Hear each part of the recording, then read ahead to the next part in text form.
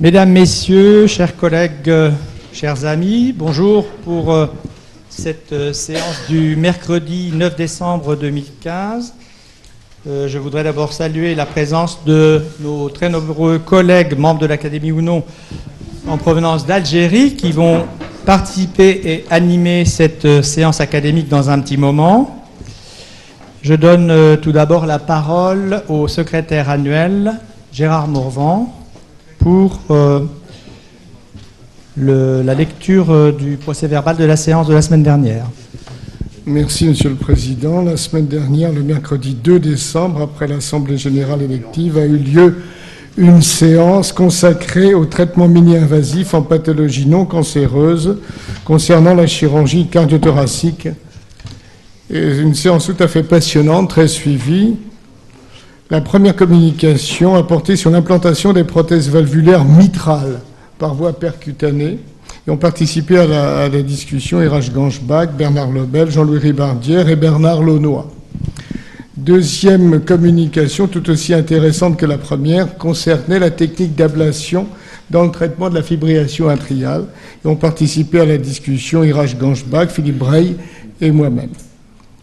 La troisième communication portait sur la fermeture percutanée de l'auricule gauche pour éviter les embolies, présentée par Gilles Montalesco et discutée par Françoise Iden-Lucet, Michel Malafosse, Yves Chapuis et Gérard Bloch.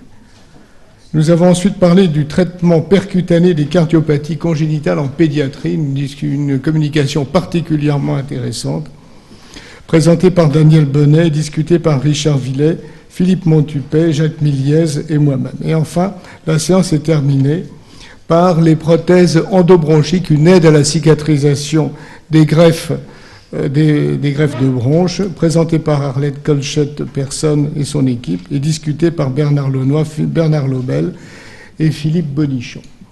J'en ai terminé. Merci, Monsieur le Président. Merci, Monsieur le secrétaire annuel. Avant de passer au vote, est-ce qu'il y a des remarques, des discussions, des commentaires par rapport à cette séance et au procès-verbal qui vient d'être fait?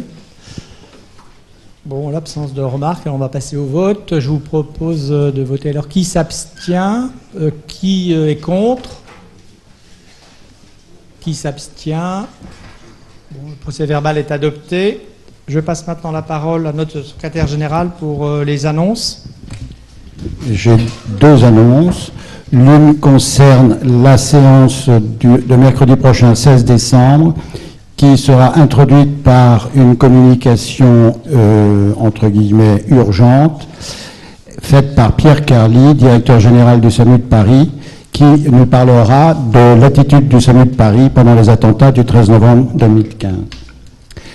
L'autre communication concerne le congrès de la Fondation de l'Avenir qui a eu lieu hier, 8 décembre, à l'Institut Mutualisme Montsouris. C'est un congrès qui a lieu tous les 2 ans. La Fondation de l'Avenir est partenaire de l'Académie de chirurgie.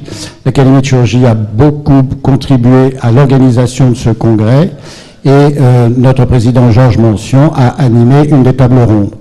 Il y a eu 3 tables rondes, l'une sur la chirurgie cérébrale mini-invasive, et nous avons pu rencontrer plusieurs neurochirurgiens réputés, non académiciens, à qui nous avons ouvert toutes grandes les portes de l'Académie.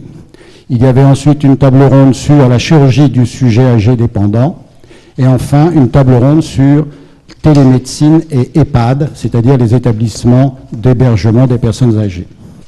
Je vous remercie. Merci, Monsieur le secrétaire général. Alors, nous allons maintenant passer à une communication un peu exceptionnelle qui va être faite par un de nos membres associés étrangers, Guido Gaspari, de Turin, qui est l'auteur d'un ouvrage remarquable sur le fruit de son activité sur les parathyroïdes. On a déjà parlé de ce livre. Les commentaires ont été faits par Yves Chapuis pour notre bulletin trimestriel. Et maintenant, on a la chance d'avoir Guido Gaspari en direct et en live pour son voyage à la recherche des parathyroïdes. Les commentaires seront faits par Fabrice Ménégo.